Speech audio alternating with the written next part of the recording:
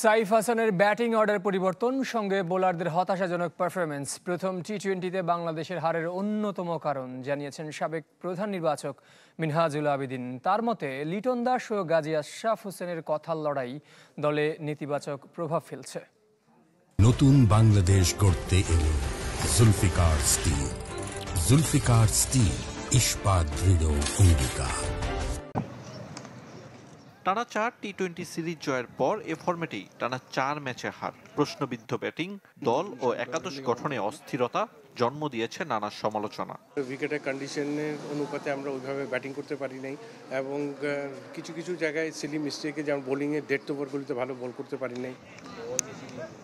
আয়ারল্যান্ডের বিপক্ষে প্রথম টি-20-তে কোনো জায়গাতেই লড়াই করতে পারেনি লিটন দাসের দল। বোলারদের পারফরমেন্স নিয়ে হতাশা আছে। সাইফের ব্যাটিং অর্ডার পরিবর্তনও ভালো চোখে দেখেননি মিনহাজুল আবেদীন। এই জায়গায় কিন্তু এক্সপেরিমেন্ট করাটা ঠিক হয়নি। মিডল অর্ডারে যেহেতু স্পিন ভালো খেলে সেই হিসাবে চিন্তা ভাবনা করে ওকে না, বাট আমার মনে হয় যে ও যেখানে সেটেল ওখানে করাটা উচিত ছিল। সিলেক্টর প্যানেল থেকে দল গঠন নিয়ে অধিনায়ক লিটন দাসের মন্তব্য, প্রধান নির্বাচকের সাথে কথার লড়াই, তাতে কি প্রভাব পড়েছে মাঠের ক্রিকেটে? খেলার আগে এই ধরনের আলোচনা সমালোচনা এটার অবশ্যই টিমের জন্য একটা ভালো দিক না। তো আমার মনে হয় এই ধরনের আলোচনা টিম ম্যানেজমেন্ট এবং সিলেকশন প্যানেলের যে আলোচনাটা হয় এটা ঘরের ভিতরে হয়।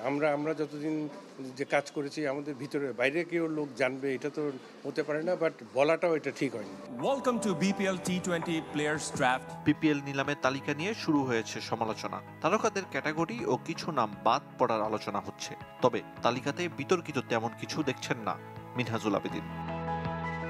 আরিফুল ইসলাম, চ্যানেল 24, ঢাকা।